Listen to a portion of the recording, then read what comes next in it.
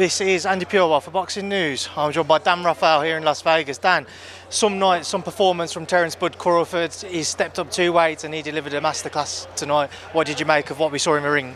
I thought he did a great job. I thought it was close.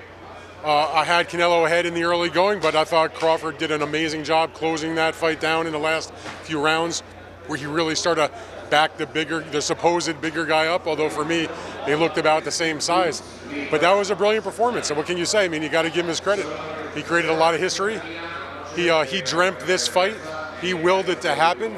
A lot of people, not me, but a lot of people laughed at him, said forget about it, no chance against a bigger guy like that. But he showed his greatness. You spoke about looking to back up Canelo in the fight, as you mentioned there, before it took place. How much of a surprise was it, though, just to see how comfortable he felt doing so? I think it took him a little while to figure out that, you know what, he doesn't hit as hard as some people were saying, and that I can get in and out, and I'm going to be able to stalk him and walk him down a little bit. And he had Canelo extremely frustrated. And so I guess I was a little surprised he was able to do it, especially in those last couple of rounds. But he definitely was the guy that was going forward and back in. I mean, I've been watching Canelo for his entire career as a known fighter. This is my 24th Canelo Alvarez fight in person. I can't say that against anybody, including big punchers like Triple G and Kovalev and people like that saw him get forced back. That's not normal for a fight with Canelo Alvarez. Dan, given your time covering Canelo Alvarez and those defeats that he's had in his career, but Bivol tonight, amongst other kind of contentious decisions, how much is this one going to hurt? Because there's always been those question marks for the last few years. Is he on the decline? Now there's going to be more question marks. Is this the end of the road for Canelo, certainly at the elite level? I mean, listen, and this is not a disrespect to Canelo, because everybody who has ever read me, followed me, listened to me knows I love Canelo. I think he's one of the greats of all time. I think you can make a really good argument that he's the greatest Mexican of all time, even more than Chavez. That said, he is in decline. He's been in decline for the last few years. He hasn't been what we've seen him at his best since he beat Caleb Plant, that Caleb Plant, Billy Joe Sanders time frame. And, even though he's winning fights, the knockouts haven't happened. He's gotten tired in the later part of the fights. And it's just common. It's the oldest saying in boxing, Father Time is undefeated. This is a man who has now 532 professional rounds. He may be younger in terms of his age at 35 compared to Terence Crawford at age 37. But Terence Crawford, going into this fight at 245 rounds, now he's at 257. He's got basically half the number of rounds that Canelo does. And Canelo has had a ton of those rounds have been grueling and grinding and punishing.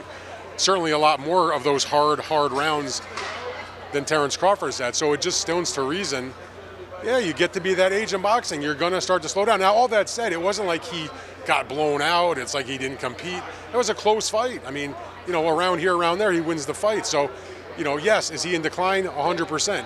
Is he still very capable of beating, good quality fighters? Yes, but Terence Crawford is obviously a special, let's use the word that I hate, but I'll use it, generational kind of fighter. I know people have mentioned about rematch clause.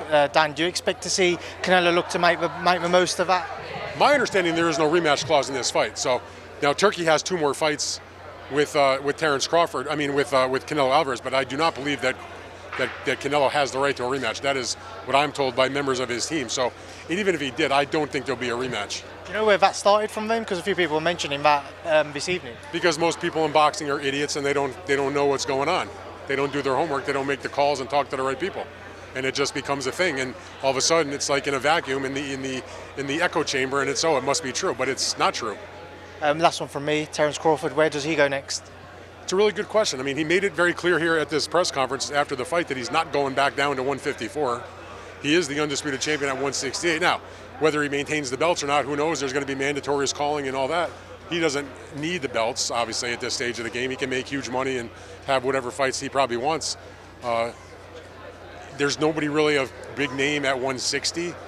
I guess he'll take a rest. He'll count his money for a little while, enjoy the fruits of his great labor, and then have a conversation with Turki Al-Sheikh and figure out where they want to go next. But I don't see there being some obvious fight. I mean, he was asked specifically about Boots Ennis at 54. He said absolutely not, no reason for that. So you tell me. There's no middleweight champion that means anything for him.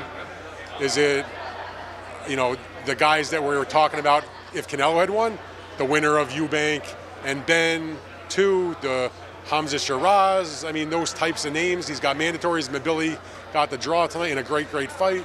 There's other fighters that have belts and interim belts and blah, blah, blah.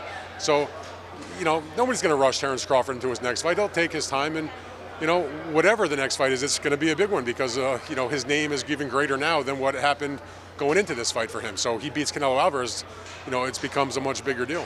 Dan, I appreciate your time. Safe journey home. Thank you. Thank you. My pleasure.